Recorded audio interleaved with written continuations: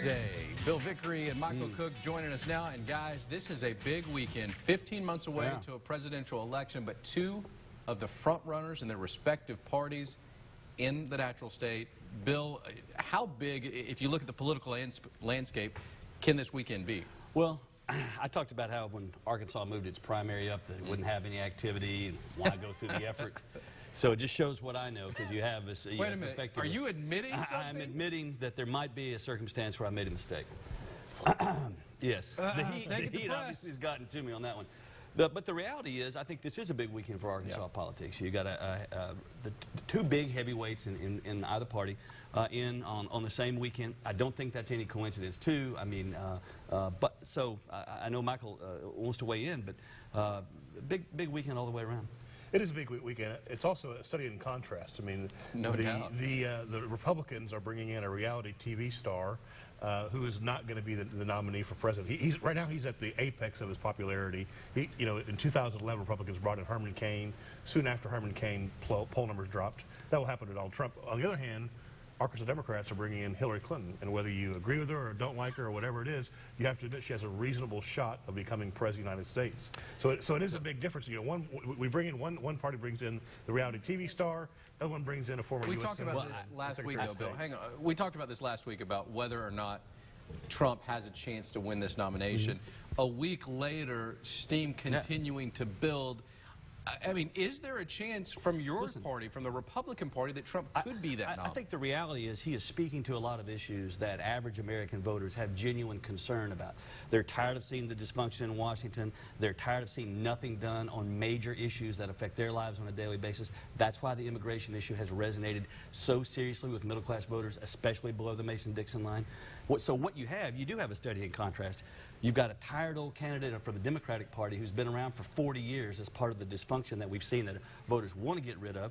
And you've got somebody who's finally at least speaking with straight talk to a lot of the issues that real voters are concerned about. So you got a party hack who's been around for forever, or you got something new that we can talk about. Excited about the concept of, I want Donald Trump to be the nominee for Republicans. It would be a dream come true to have him as the Republican nominee, because Hillary Clinton would wipe the floor with him. That's exactly it. That just speaks to the idea behind the party. They want a party insider. They want someone who's been part of the problem for a long period of time. She has been. Donald Trump, Donald Trump, the birther, the guy who believes that Barack Obama was born in Kenya. That's how far outside he is. Here we go. Speaking to sort of inside party issues, as opposed to the bigger issues at hand, which are things like immigration, things like what it's like to get up and go to work every day. Okay, yes or no question.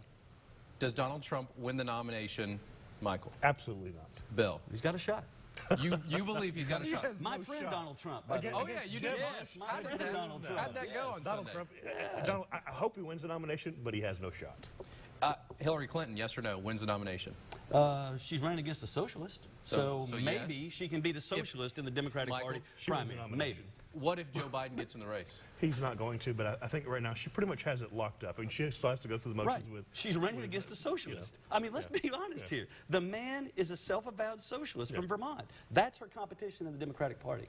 Does that hurt her in the general? I don't think it makes a difference. By the time that the nomination is over, it's a whole different fight between whoever Hillary Clinton faces in the general election in November of next year, because then it'll be about whoever the Republicans put up. I agree with Michael, but it's forcing her to run harder to the left initially than she wanted to, because Bernie Sanders, the socialist, is gathering traction. He's gathering traction in New Hampshire, where they're trying to kick him off the ballot. All right, so this is the second week in a row we've discussed the topic of Donald Trump and Hillary Clinton. Guess what? Next week, the topic? Yeah. Donald Trump and Hillary Clinton. Because they are going to be in-house. We'll have video. We'll hear from what they have to say.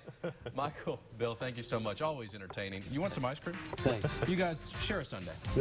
Awesome. There you go. Thank you. We'll take a break. Weather in the 4 seconds. KARK4 News, brought to you by Hanks and More Fine Furniture. Get the best for less at Hanks. Upholstered queen